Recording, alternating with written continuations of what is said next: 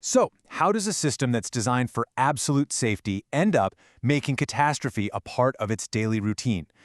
Sometimes the biggest risk is the one that an entire organization just learns to call normal. Welcome to Crisis in Perception, where we dig into the systems that shape our world.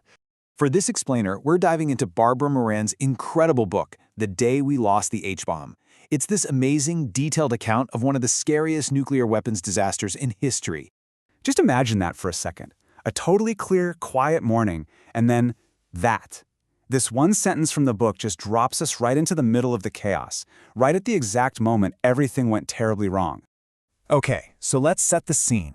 We're in a small, coastal town in Spain called Palomares. The date is January 17, 1966.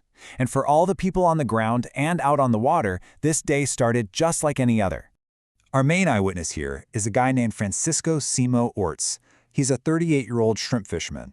Pretty successful, just out on his boat doing his job. And then at 10:22 in the morning, his whole world is rocked by that fireball. And right after, he sees this really strange thing, 5 parachutes just floating down from the sky. Little did he know, he was about to become a central character in a huge global crisis. So this is the big question, right? What in the world were American military planes even doing exploding over Spain in the first place? Well, to get that, we have to look at the massive, almost invisible system that was operating behind the scenes. And at the very heart of this system was the Strategic Air Command, or SAC for short. During the Cold War, these guys were the tip of America's nuclear spear. Their entire purpose, their whole reason for being, was to stop a Soviet nuclear attack by promising absolute, overwhelming destruction in return.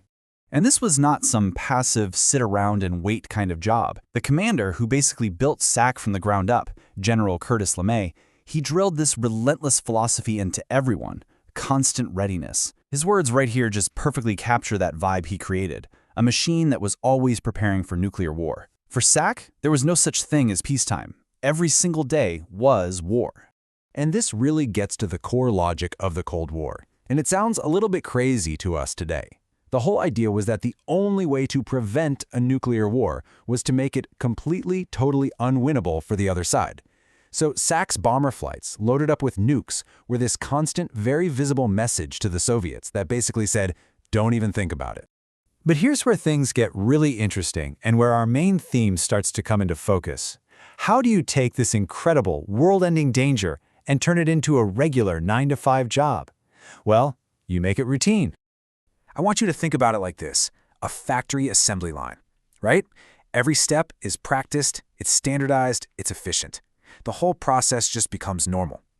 The only problem is that on this specific assembly line, the product being carried along at every single stage was a live hydrogen bomb. The danger wasn't a bug in the system, it was a feature. And this didn't just happen overnight. It started back in '56 with something called ground alert, where planes were just ready to go on the tarmac. But that wasn't seen as enough. The big push was for airborne alert, keeping bombers armed with nuclear weapons in the air 24/7. And get this, even President Eisenhower thought this was a horrible idea. He called it futile and disastrous. But by 1961, the program, codenamed Chrome Dome, was made official anyway. So for the pilots and the crews, this just became life, a 24-hour flight, lugging around H-bombs. Officially, they were called training flights, but everyone knew that with just one command, that training mission would instantly become World War III. For Captain Charles Wendorf, the pilot of the B-52 that crashed over Palomares, this wasn't some special, terrifying event. It was just another day at the office. It was a mission he had already flown more than 50 times before. The extraordinary had become completely, utterly ordinary. So let's go back to that fireball in the sky. Because when you make a super high-risk operation this routine, you're basically just rolling the dice over and over and over again. And eventually your luck is going to run out. The moment it all broke down happened during one of the most practiced, but also one of the most delicate parts of the whole mission, mid-air refueling. Up at 31,000 feet, the B-52 bomber moved in to connect with its tanker plane. But something went wrong. The bomber came in too fast, it overshot, and it slammed right into the tanker. Both planes just disintegrated. And this is from the very first radio report coming from another pilot who saw the whole thing happen. You can just feel the shock and the confusion in the words. The orderly, predictable system had just been violently shattered. And then you find this. Buried in the official report from the airbase back to SAC headquarters is this chillingly casual confirmation. Of course, weapons aboard. Those two words, of course, they just reveal everything, don't they? It wasn't even a question. It was just a given. It was assumed. The catastrophe was literally built into the everyday routine. The crash and the frantic search that came next completely tore the veil off this whole routine. The hidden risk, the one the system had worked so hard to normalize, was suddenly on terrifying display for the entire world to see. And this is what's so fascinating. It perfectly shows the system's limits.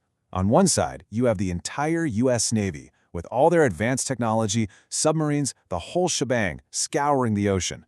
But they were completely lost. The key piece of information, the clue that finally led them to the missing H-bomb deep in the ocean, came from our fisherman Francisco Simo Orts. His simple observation of where one of those parachutes landed, that simple local knowledge, became absolutely essential the second that military control broke down. The fallout from this was just immense. It kicked off a nearly 3-month-long search to find and recover that bomb from the seafloor. It sparked a major diplomatic crisis with Spain. This system had failed so spectacularly that just 2 years later, after another B-52 crash, the entire Chrome Dome program, flying around with live nukes, was finally permanently canceled. And eventually, the mighty SAC itself was shut down for good in 1992, once the Cold War was over. So here it is. This is the crisis in perception. The Palomares accident wasn't just some technical glitch or a bit of bad luck. It was a failure of perception. The system was running so smoothly, so routinely, that everyone involved kind of forgot the true nature of what they were carrying. It was only when that assembly line finally broke that the rest of the world got a terrifying look at the cargo. And that really leaves us with a final and I think pretty vital question. I mean, the Cold War might be over, but our world is still run by all kinds of complex, powerful systems we depend on every day. So what catastrophic risks have we accepted as normal, just sitting there, waiting for the day that our system breaks?